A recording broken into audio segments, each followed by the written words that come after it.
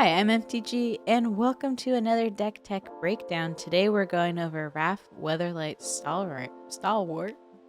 Why are words so difficult to pronounce? And also my cat Aria, if she'll reveal herself. So she's just a huge fluff, is in my lap, so I'll try my best to stay focused, I guess. So what I like about this commander is, one, how cheap they are, but I just think like what they do overall is super interesting. So whenever you cast an instant or sorcery spell, you may tap 2 untapped creatures you control. If you do, draw a card. And so with that, I think right there, this is going to be just a super interesting, possibly like spell slinging-ish type deck, but one that wants you to make a ton of bodies. And so lots of token kind of effects here, because you're going to need to be able to tap down creatures consistently in order to get that card draw from your commander. And then what's cool is your commander also pumps the board, because if you pay 5 mana, creatures you control get +1/+1 and gain Vigilance until end of turn. Basically what I think this deck really wants you to do is to go wide, and I think how we do that is casting instant and sorcery spells that can also create bodies, because I think like if you're going to get those triggers, but then you're going to make tokens, you're also going to, be able to tap those tokens for drawing a card. So instant sorcery spells that I think will be really helpful for that strategy are going to be Ceram's Expertise. It's 4 CMC, it's a sorcery, and you can create 3 1/1 colorless servo artifact creature tokens. You may cast a card with converted mana cost 3 or less from your hand without paying its mana cost. So I think that last little part there is going to be super cool, because it's going to help you spit out a ton of tokens. So basically what I was picturing was you cast Ceram's Expertise, make 3 1/1 tokens there, and then you can follow that up by casting something like Raise the Alarm for free, which is going to create 2 white soldier creature tokens. And so now you just made 5 bodies that your commander could use, later on to tap down or, hit your opponent for a lot of damage. So I think that's going to be like really interesting, and especially if you have Anthem effects and stuff to help, pump the board a bit more. So with that, outside of just casting like instant and sorcery spells, we also have, bodies that can make, other bodies. So Resolute Reinforcements is 2 MC, and it just dropped from this last Dominaria set. So it has flash, and when it enters the battlefield, you create a 1/1 soldier creature token. And so I think that's going to be really fun to blink. And then we have instant and sorcery speed, things that do let you blink. One of my favorite flicker kind of spells that you can use are things like Ephemerate and Eerie Interlude, because they're great protection pieces. Whether or not you want to use that on something like, this body here specifically, maybe not. I see those more as protection pieces. But there are other things that let you flicker on each of your end steps that I think you could, maybe target, a creature like this to get another token body, basically just by having an ETB again. And then something that is really fun card for me that I put actually in quite a bit of my white decks, because you get rewarded for just playing the game, because that's what Landfall is. But Felidar Retreat, whenever you play a land, you can create a 2/2 white cat beast creature token, or put a +1/+1 counter on each creature you control. And I also gain Vigilance. And yes, I say Vigilance weird. But I think just having those type of abilities out, where you might even have options with what you want to do, especially with Felidar Retreat, where you can either make a token or you put a +1/+1 counter on something. Adds more versatility to the strategy that you're going for, especially to try to help make those tokens you're producing a bit more Massacre Worm proof, because nothing would be sad than making 10 1/1s, and then someone next turn just drops a Massacre Worm and it kills you. So just that's always in the back of my mind of thinking of ways that I can essentially Massacre Worm proof my little squishy tokens. So that means Anthem effects. What are ways that you can not only help them survive and keep them strong, but what are some ways that you can, help generate damage and turn these little squishy babies into, big tokens that can hit face. So with that, Anthem effects are going to be a huge piece of that. And one of them that I really like a lot, because you can just create a lot of bodies, but then it flips to, an Anthem effect is Wedding Announcement. It also gives you card draw, because once it gets that, like third counter, it's going to flip into an Anthem boost. But if you're attacking with creatures, you get card draw. If you don't attack with 2 or more creatures, you just make a body. So it's like kind of like a win-win situation no matter what you're doing. And it's just a really like awesome powerhouse of, a card. So I think it would be really good for this deck. Another interesting, at least, I don't know if it counts as an Anthem. I would look at this more as like maybe like a Lord effect for your tokens. But Prava of the Steel Legion is 3 CMC. And as long as it's your turn, creature tokens you control get +1 to their attack power and +4 to their toughness. And then if you pay for it, you can create a white soldier creature token. So probably not going to use that like second ability there very much, just because 4 mana is a lot to pay into just to make 1 token.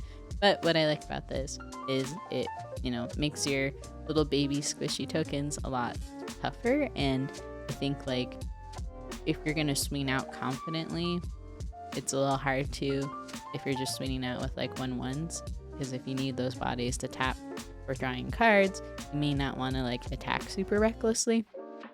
So I think this card can help you just feel a bit more confident with how you attack.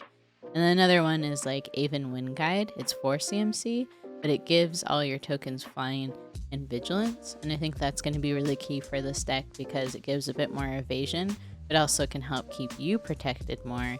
And then it also lets you attack more confidently too, because if you're having to tap your tokens that you want to use, for tapping for your commander's ability to draw a card, having vigilance on those tokens are going to be huge, because when you attack, you're going to be tapping them down, which means that they can be available later for you to, tap down for card draw later.